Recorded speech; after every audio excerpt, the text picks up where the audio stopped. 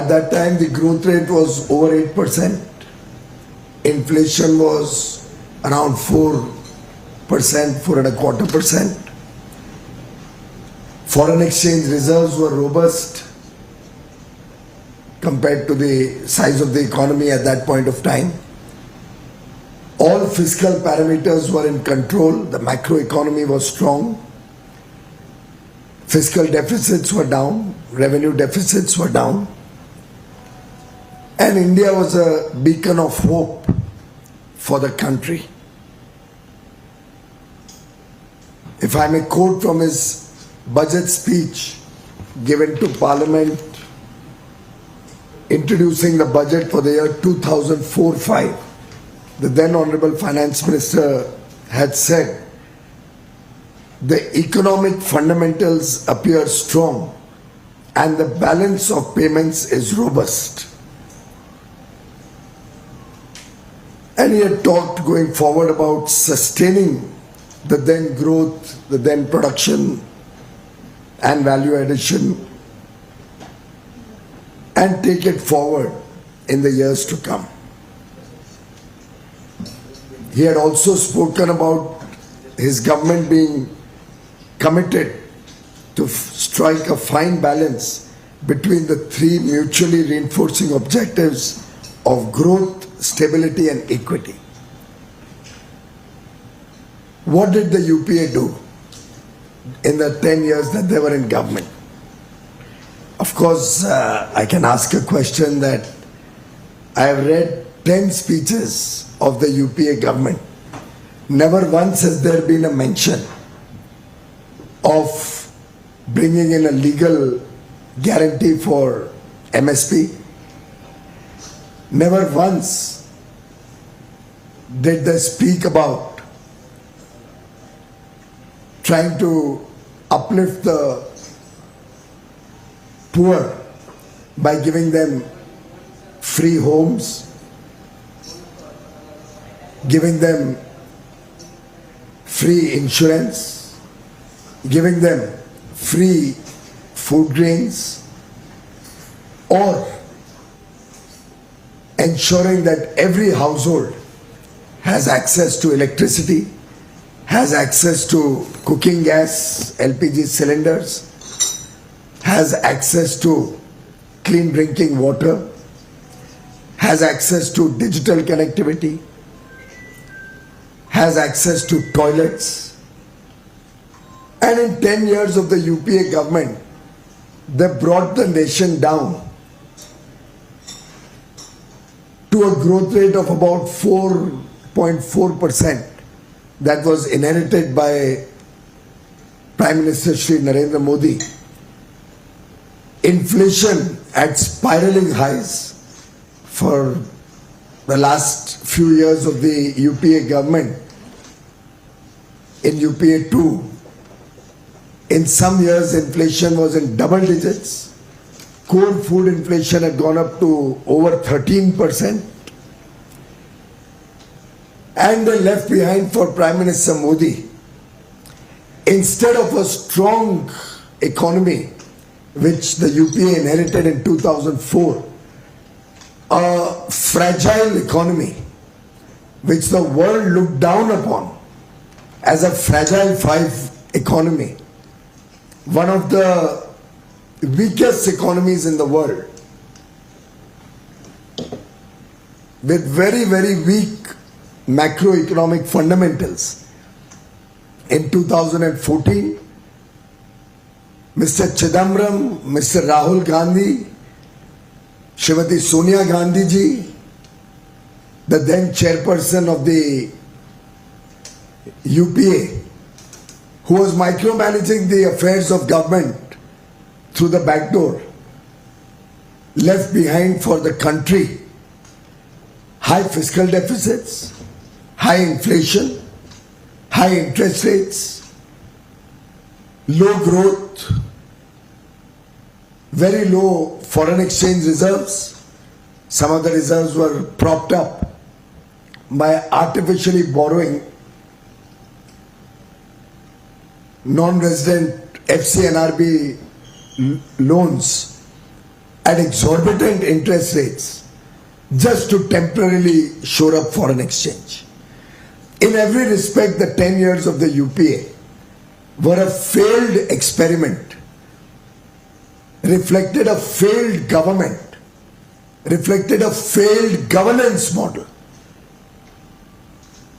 and brought the country and the people of the country to their knees in terms of quality of life, in terms of equity, which he spoke about, in terms of inclusive growth, in terms of the farmers, the welfare of the poor, a better future for the MSMEs. And we saw crony capitalism at its worst, with corruption scandals surfacing regularly during their period, and not small corruption scandals. At that point of time, to have a Colgate of 1,86,000 crores, where the Congress party gave irregular allotments to their cronies, business friends, of coal mines, valuable national resources free of charge, without any due process. And the Supreme Court had to cancel over 190 coal blocks in September 2014, clearly putting the mark of approval on the irregular and corrupt practices of the Congress party. One after another, corruption scandals tumbled out of the UPA regime. And when we came to 2014, Mr. Chidambaram, again finance minister, was trying to justify the failure of their government by talking about world economic growth being low, falling, the global risks mapped by international agencies, acknowledging the failure of his government in achieving fiscal consolidation, price stability, self-sufficiency in food, or reviving the growth cycle, by justifying it on global factors. When speaking about the state of economy, and I quote from his speech, he says in para 6, "Let me begin with the good news. The fiscal deficit for 13-14 will be contained at 4.6% of GDP. I'm quoting from his speech. The UP had taken fiscal deficit right up to 9.1%. And the good news was it is down to 4.6% after nearly 5 years.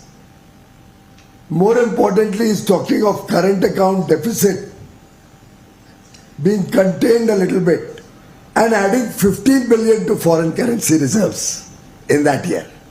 Only 15 billion US dollars as good news.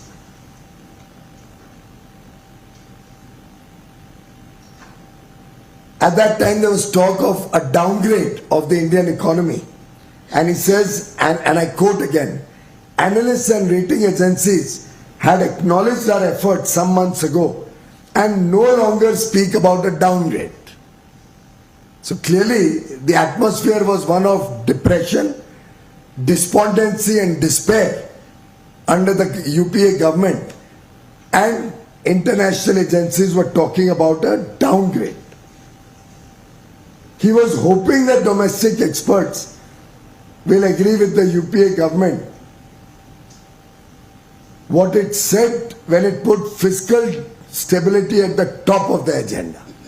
This is a quote from his speech that fiscal stability should be at the top of the agenda.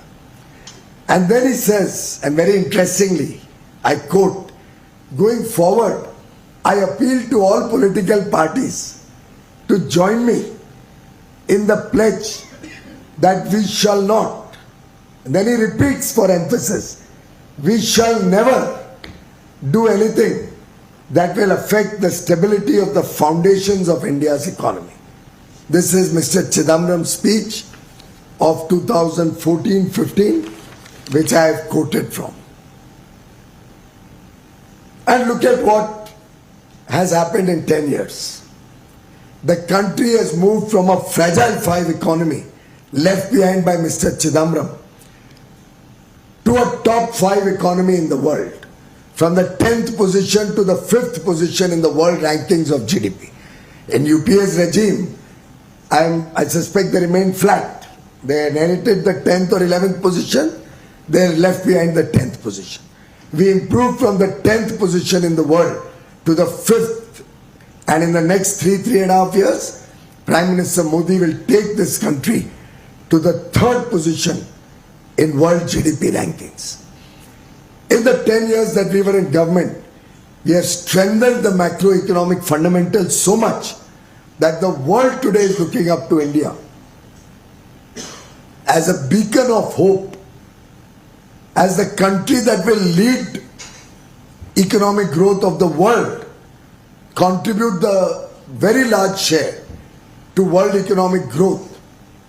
A country that for the last 3 years has demonstrated over 8% average growth. A country with boasts of $657 billion as foreign exchange reserves. A country that is very rapidly moving to its stated fiscal deficit target of about 3.7 to 4.3%, or at an average about 4%.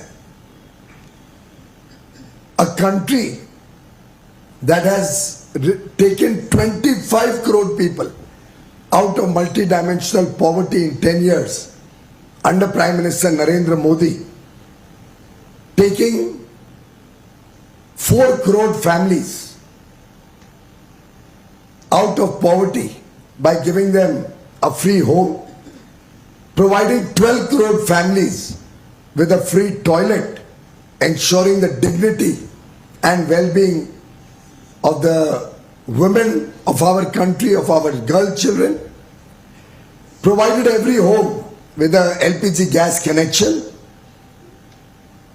working to make sure that every home gets a water connection, Nal Se Jal, through the Jal Jeevan mission, which has rapidly ramped up from around 3 crore homes, 3.5 crore homes, to over 14 crore homes already, and in the next 2.5-3 years, ensuring Nal Se Jal for every family, has taken electricity and digital connectivity to the remotest corners of the country, with every home today having electricity, ensuring that 55 to 60 crore poor are eligible for free healthcare, and 80 crore of our people, the poor, the neo-middle class, ensured of free food grains every single month, so that our young boys and girls, our talent, our strength, a young population, a proud India can aspire for the better things of life. 140 crore Indians today are empowered, are confident of making India a developed nation by 2047, are working relentlessly day and night to meet high aspirations. They dream big, they achieve big. And 140 crore Indians today feel encouraged by a government that cares for the poor, that cares for the middle class, that cares for our farmers, that ensures our women lead our development activities. that ensures that every single child born in India has the ability to be the artist, to be the shaper of his own destiny, to craft their own destiny. The youth of India today, as reflected by our third rank in the global startup ecosystem, are empowered to become job creators rather than job seekers. But for those who are looking for jobs, not only has the government of India and the state governments of the BJP brought immense opportunities for jobs, both in government-run corporations and in the private sector. So much so that the CEO of L&T is on record to say that they are looking for 45,000 more people, but are not getting enough people to work in their company.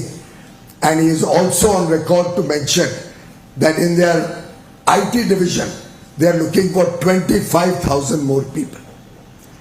Friends, so many falsehoods were spoken in the leader of the opposition speech yesterday that even the Honorable Speaker had to repeatedly tell the leader of the opposition to maintain the dignity of the House, not to speak falsehoods in the House, and not to make claims which were baseless. In trying to sensationalize some arguments, he has weakened India, weakened the resolve of 140 crore Indians to make India a developed nation by 2047, and certainly demonstrated how hollow were the UPA thinking and the UPA appeal, as I read out to you the Mr. Chidambaram's speech. And I repeat, I appeal to all political parties to join me in the pledge that we shall never do anything that will affect the stability of the foundations of India's economy. Very clearly showing, the speech of Mr. Rahul Gandhi yesterday demonstrated that just to cast aspersions or make certain barbs on people in high authority, in constitutional persons, on constitutional authorities in the country, he has clearly shown that the so-called India Alliance, the UPA in its new name, has no nationalist thinking, and except for making irrational claims and demands, has no positive agenda to offer for the people of India. Let me take a few of the specific points that he had raised.